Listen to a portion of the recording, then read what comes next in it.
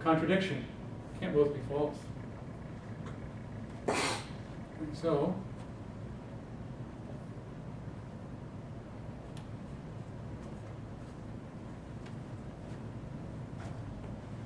instead of false, false, how about false, true? Okay, it's false that God exists. But it's true that none of these two sentences is true. It's true that none of these is true. No, it isn't true that none of these is true, is it? That one's true. So this is wrong, so this is false. So therefore it's true and false. So you can rule out that possibility. We've still got two more possibilities,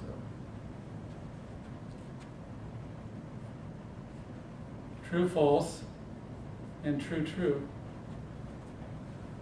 Those are the only two left, and we can show that you can get out of a contradiction with one of these. But whichever one you get out of a contradiction with, it's going to be true that God exists, therefore God exists. This is Jean Dowden, a late medieval French philosopher who proved to me that God exists. So ever since then, I believe God exists. And every time I show this to an atheist, they stop being atheist. The guy whose office is next door to mine, Matt McCormick, right? He used to be an atheist. I showed it to him 15 minutes ago. He's like, given up, changed his mind. Right? He was preparing a book about atheism. Now he's like, going to throw it in the fireplace.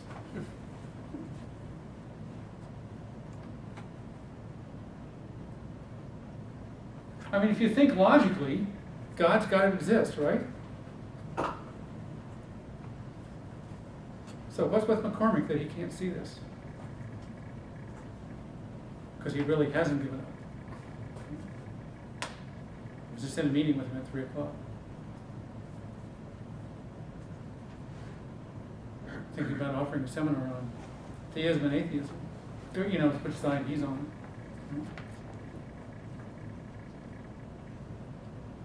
Didn't I prove to you that God exists? Who in here doesn't believe God exists? I mean, in light of my proof. Not because you have other reasons, but in light of my proof.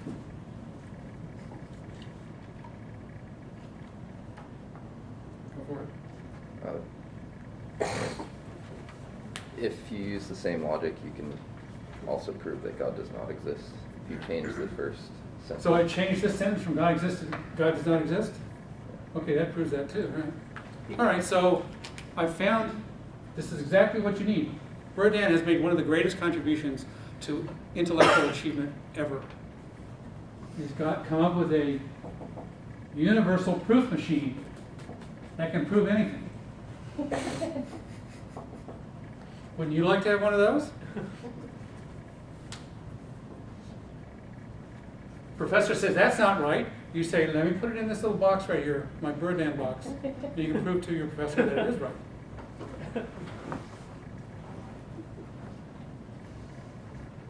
Okay, you don't like the consequences. You say, oh, you can prove too much. And I say, fine, but it doesn't mean I didn't prove God exists. To which you would come back with something or other, perhaps, right?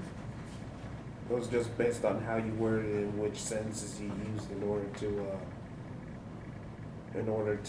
put the situation in your favor. You could just say God does not exist, and then these sentences are true, and then it either could have been. And that would prove then that God does not exist according to this procedure. Yeah.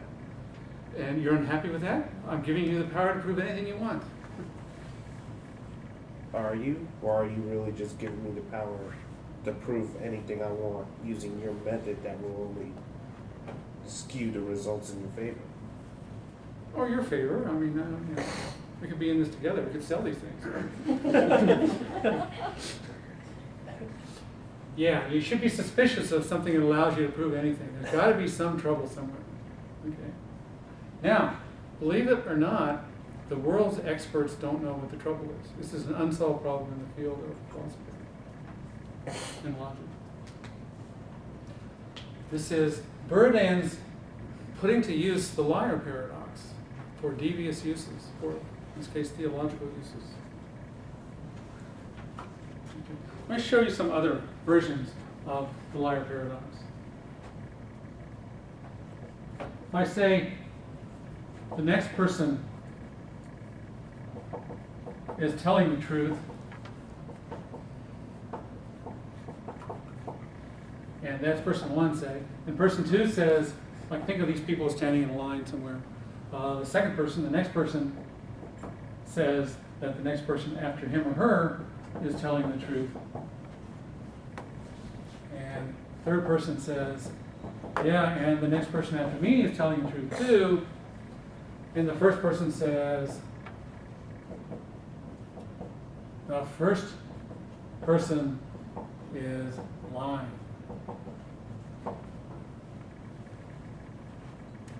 Okay. Now, this is a chain of statements here. Who's telling the truth and who's lying?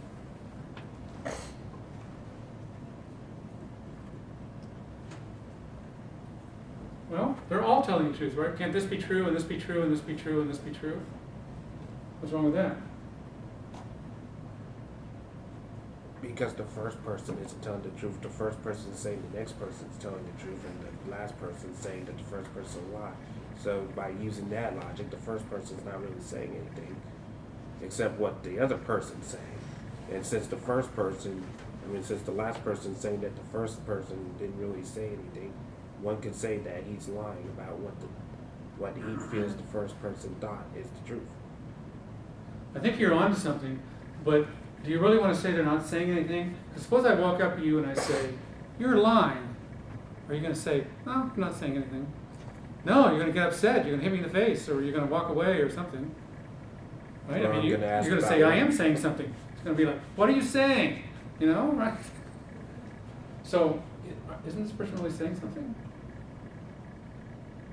Yeah, you might be right, but I'm just trying to challenge you, that's all I'm saying. Isn't this person really saying something? Aren't they all really saying something? It's just, they're all saying something weird. People don't talk about this kind of thing in the world. Who talks about the liar paradox, right? Veronica? Are we just hung up on truth values? Like, Yeah, T's and F's are truth values, yeah. yeah, but is this, do they The even next apply to person is stuff like saying this? something that has a truth value T, that's what that means. No, I know that that's what that means, but is this even a matter of truth? I don't know, it just seems that maybe truth wouldn't apply to things like this. These statements have no truth value. Well, that was what he was saying. Maybe you're not saying anything. They're not even true or false, right? Well, I think that you're saying something, but If I say the slyly toes did gyre and gimble, and pardon my old English here, but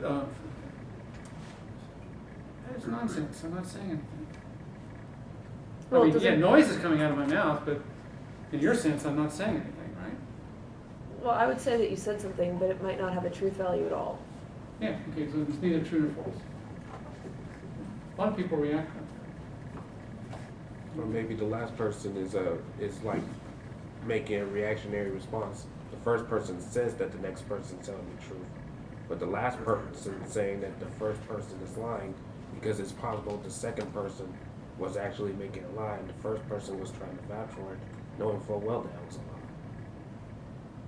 So maybe the first one really was a statement of truth, or of the first person. If this first person is really making a statement of truth, then this has to be true.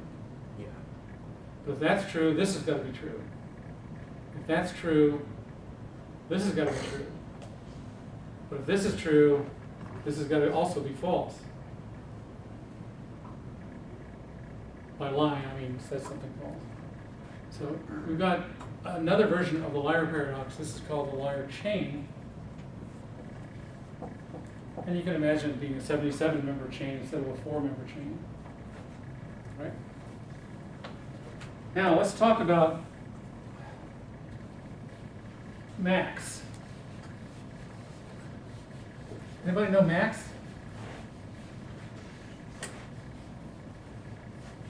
It's not important that you know Max. Max likes to play cards.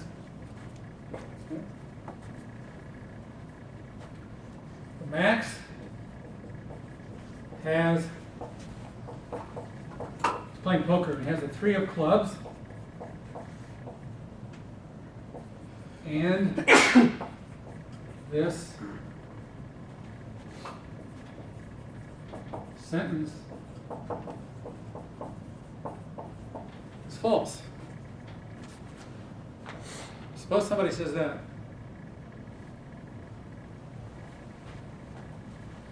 And suppose Max doesn't have the 3 of clubs, he's got all red cards. What's the problem? Nothing. Sentence is false.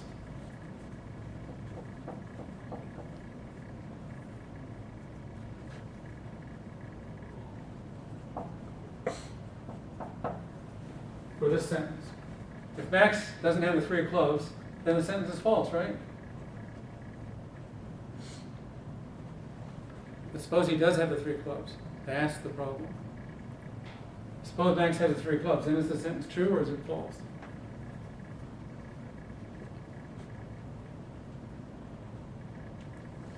False if it's true. It's false if it's true, right? Or what, so maybe it's just false?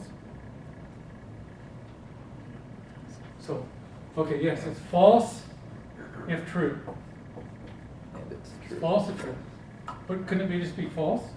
Then it's also true. How do you get that? What was your reasoning there? Because it's false that the sentence is false, which makes the sentence true. Right. So the false implies it's true. But it's one or the other, so it's both. So,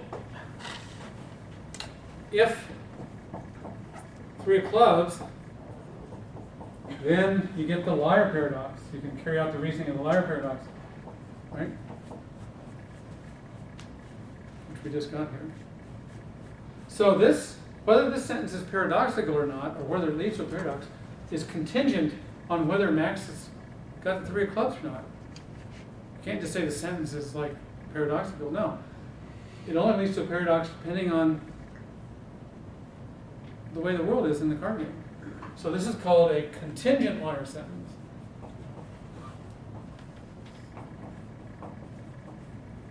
It depends on how the world is.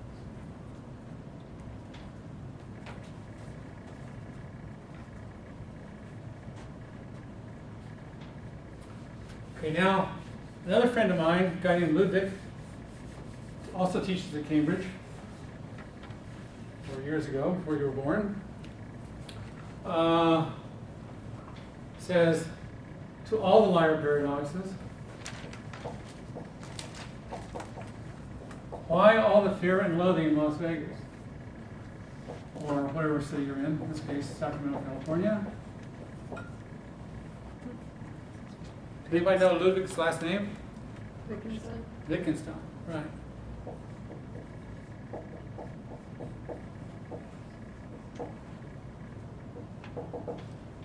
So Ludwig Wittgenstein actually said this, and I'm going to read you a little dialogue he had with another friend of mine named Alan Turing. I'm using this phrase, friend of mine. None of these people are friends. Probably shouldn't say that. Long ago did. But I did bring a little dialogue. In 1938, Ludwig Wittgenstein had changed his ways and had come back out of the wilderness of Norway, and Austria and other places, and had come back to Cambridge University to become a professor once again. And he held a seminar, a little study group on the foundations of mathematics, and Alan Turing, who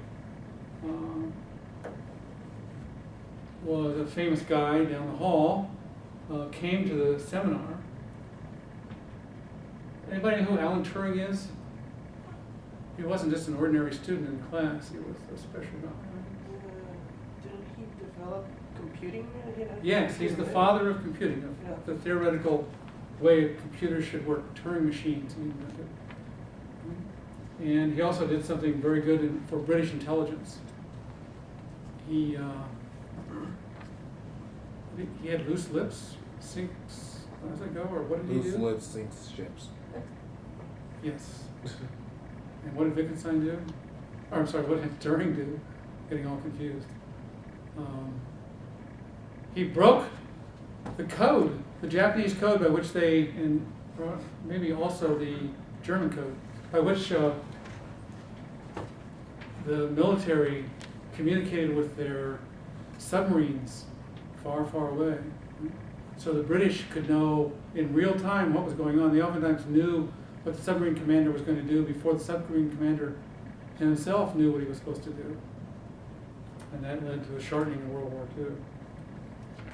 It's also gay, and that also led to another problem. You know what that was all about? Suicide. Yeah, they sort of pressured him into committing suicide because it was illegal to be gay. Well, that of was course, way to back take in the estrogen, 1950s. which is like chemically. Yeah, chemically castrated. Yeah, chemically castrate yourself. That was the pressure. Yeah. Anyway, none of that's really too important to. What's important is that he was a clear-thinking computer scientist who was in this class, a mathematician in this class, and they got in a nice little tug of war here, and I'm going to read you the tug of war. It's about the liar paradox. So this is the autumn term in Cambridge, 1938. Wittgenstein says, "Think of the case of the liar. It is very queer in a way that this should have puzzled anyone. Much more extraordinary